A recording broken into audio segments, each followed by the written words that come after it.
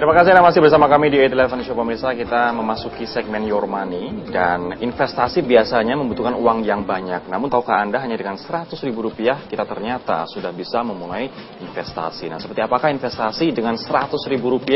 Kita akan berbincang dengan perencana keuangan yakni Mas Aidil Akbar. Apa kabar Mas? Baik. Terkait dengan investasi yang hanya menggunakan Rp100.000. Ya. Apa itu investasi Rp100.000?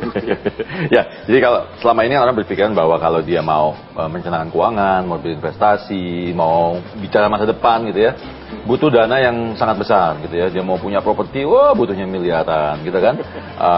Punya deposito aja sekarang kalau nggak mau kena ini apa namanya minimum 8 juta kan dan lain sebagainya. Jadi kok kesannya kayaknya kalau kita mau kaya kok perlu modal besar ya. Nah, itu yang kemudian sekarang diatasi dengan ada salah satu produk investasi ya yang kemudian bisa memungkinkan kita berinvestasi dengan modal yang hanya kecil, yaitu 100.000 tadi ya. Tapi 100.000 ini modal minimum ya. Tapi ini per bulan 100.000 terus. Enggak, 100.000 itu bisa untuk memulai bisa, kemudian bahkan kita mau ngisi kapan pun bisa, mau diisi sekarang terus nggak diisi 3 bulan lagi, nanti 4 bulan lagi mau diisi lagi. Jadi dia kayak rekening terbuka gitu ya. Bisa kita tambah kapan saja dan bahkan kita bisa tarik kapan saja. Apa itu? Gitu. Nah, itu produknya namanya reksadana. Judulnya udah wah 100.000. Tapi ini keuntungan dari reksadana ya, kita bisa memulai dari dana Rp100.000 begitu. Jadi gini, banyak financial planner itu yang kemudian sekarang bukan mengelulukan tapi lebih kepada banyak memberikan rekomendasi kepada produk yang namanya reksadana. Kenapa? Karena memang di Indonesia saat ini produk investasi dengan hasil yang maksimal tapi kemudian dengan investasi yang tidak terlalu besar itu memang terbatas jumlahnya. Jadi nggak banyak produk yang bisa dilakukan oleh masyarakat umum. Nah, salah satunya yang banyak di Indonesia saat ini adalah reksadana. Kalau kita di luar negeri banyak, kita ada variable annuity kayak gitu-gitu ya. Jadi banyak. Tapi di Indonesia nggak ada produknya masalahnya. Tapi kalau misalnya kita melihat reksadana, kita bisa memulai dengan Rp100.000. Seberapa besar keuntungan dari reksadana itu? Ya, jadi kalau kita bicara reksadana ini kan sebenarnya produk investasi ya. Nah, dia dikelola oleh manajer investasi bersama dengan bank kustodian gitu. Nah, jenisnya pun macam-macam, Rod. Jadi reksadana itu kalau yang reksadana konvensional, kita sebutnya konvensional, itu ada 4 macam. Ada reksadana saham, ada reksadana campuran, ya, ada reksadana pendapatan tetap dan reksadana pasar uang, gitu ya. Itu yang konvensional. Di luar daripada konvensional ada reksadana namanya structure fund, reksadana terstruktur. Itu yang kemudian dikenal dengan nama reksadana terproteksi, reksadana bergaransi, index fund, bahkan yang paling nggak terlalu baru sih, udah sekitar 3-5 tahun terakhir, tapi belum terlalu mencuat namanya, yang disebut dengan ETF, Exchange Traded Fund, gitu ya. Exchange Traded Fund. ETF. Nah, ini di luar negeri, di Amerika ternyata ngetop sekali ETF ini, gitu. Tapi di Indonesia masih kurang sosialisasi. Orang masih banyak ngambil yang konvensional tadi. Nah, gitu. Mas, dari berbagai macam banyaknya komponen dari atau jenis-jenis dari reksadana ini, bila mana kita memilih misalnya reksadana saham, kita memilih reksadana campuran, apa yang menyebabkan? Jadi kalau misalnya tadi memilih reksadana, berarti kita lihatnya dari jangka waktu. Jangka waktu? Iya, jangka waktu. Kalau kita mau investasi jangka pendek, misalnya setahun sampai 1-2 tahun itu boleh ke reksadana pasar uang. 1-3 tahun boleh ke reksadana pendapatan tetap. Kemudian 4 tahun sampai 5 tahun boleh ke reksadana campuran. Di atas 5 tahun boleh ke reksadana saham. Tapi kembali lagi tergantung dari profil resikonya kita, kan beda-beda.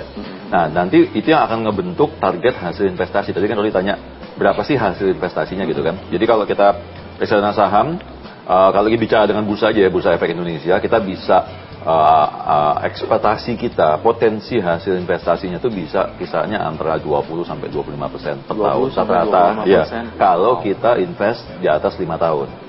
Karena kenapa? Investasi kan ada resiko.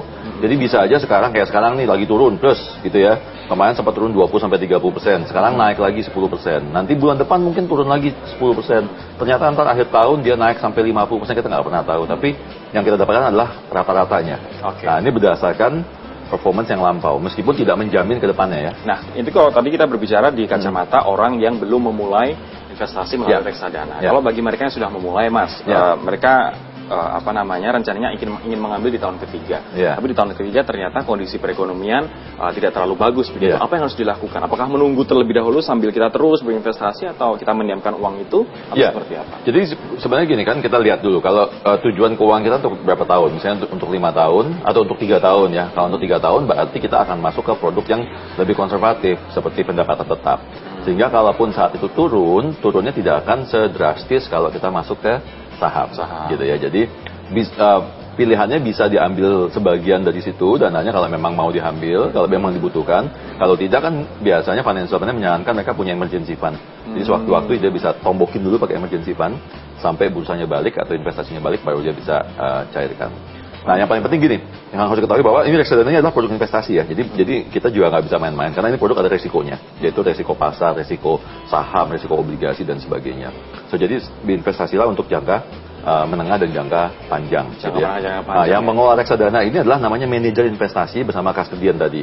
Tapi sekarang banyak reksadana dijual di bank. Nah, bank ini sebenarnya mereka hanya sebagai agen aja, agen penjual, distributor aja. Jadi, bank tidak bertanggung jawab sama sekali terhadap reksadana, tidak bertanggung jawab sama sekali terhadap return maupun terhadap kalau misalnya reksadananya sampai jeblok, sampai minus atau sampai tutup bahkan sekalipun, nggak ada hubungannya sama bank. Oke, kita juga membuka line telepon di 02158304050. Sudah ada penelpon pagi hari ini, ada Ibu Fatimah dari Serang, Banten. Ibu Fatimah, selamat pagi.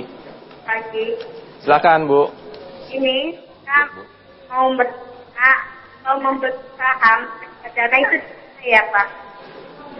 Boleh diulangi Ibu dan mohon sebelumnya suara televisi bisa dikecilkan terlebih dahulu. Membeli saham reksadana di mana? Bisa dibahas di mana? Apa? Oke, baik Ibu Fatimah, terima kasih. Ibu Fatimah dari Serang, Banten. Mas, kalau misalnya beli reksadana saham, seperti apa caranya? Kemudian dananya yang dibutuhkan, apakah 100.000 bisa untuk membeli reksadana saham? Oke, jadi yang mengelola reksadana adalah namanya manajer investasi. Nah, manajer investasi ini kita bisa beli langsung ke manajer investasi, atau kita bisa beli melalui, sekarang sudah banyak perbankan yang menjual reksadana, gitu ya. Nah, bagaimana cara melakukannya? Sama seperti kita buka rekening bank, gitu ya, rekening tabungan ya. Jadi kita isi formulir, nomor 1 kita akan isi namanya KYC, Know Your Customer. Itu untuk mengisi asal-usul dana, profil resiko kita, dan lain sebagainya. Itu dulu informasi. Kedua, informasi pribadi, yaitu form seperti form pembukaan rekening di bank. Terus kemudian ketiga adalah formulir pembelian reksadana, namanya form subscription. Nah, setelah 3 form ini diisi, gitu ya, biasa 3 atau 4 form diisi, kemudian dana yang ada di rekening kita ditransfer ke rekening bank custodian. Jadi dananya tidak ke rekening manajer investasi, tapi ke rekening bank custodian atas nama reksadana tadi, misalnya reksadana A gitu ya. Nah, jadi setelah ditransfer, kemudian lengkapi juga dengan fotokopi KTP dan fotokopi NPWP. Nah, ini yang paling baru ya. Jadi memang ada persyaratan untuk memiliki NPWP. Kalau belum punya NPWP, bisa menggunakan NPWP orang tua dengan menggunakan fotokopi kartu keluarga di mana tercantum nama kita di dalam situ. Itu nggak masalah gitu ya. Nah, setelah kita transfer uangnya, nanti akan dibelikan namanya unit.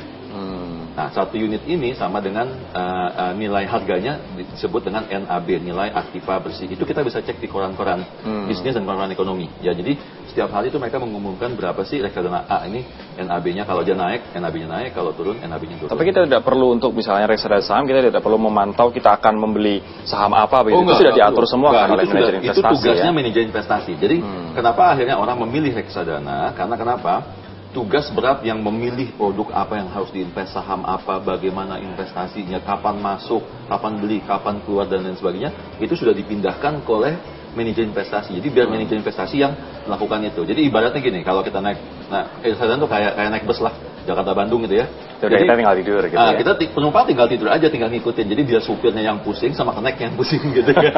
Tapi sebelum kita break, Mas, caranya kita untuk mengecek kondisi keuangan kita, kondisi dana kita di reksadana itu bagaimana? Ya, jadi gini, pada saat kita setelah investasi, kita akan menerima surat, namanya confirmation statement, surat konfirmasi.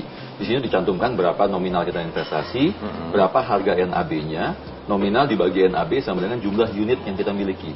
Kalau main saham namanya jumlah lembar saham, ya kurang lebih. Nah, unit itu tidak akan bertambah kecuali kita store lagi atau berkurang kalau kita tarik uangnya. Nah, ngeceknya gimana?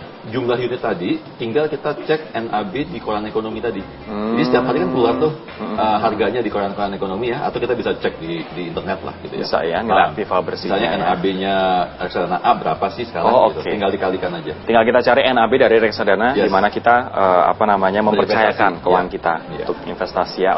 Kami akan kembali lagi, kami akan bahas lebih jauh terkait dengan reksadana yang memiliki banyak di sini saat lagi. Tetaplah bersama kami di 811 Show.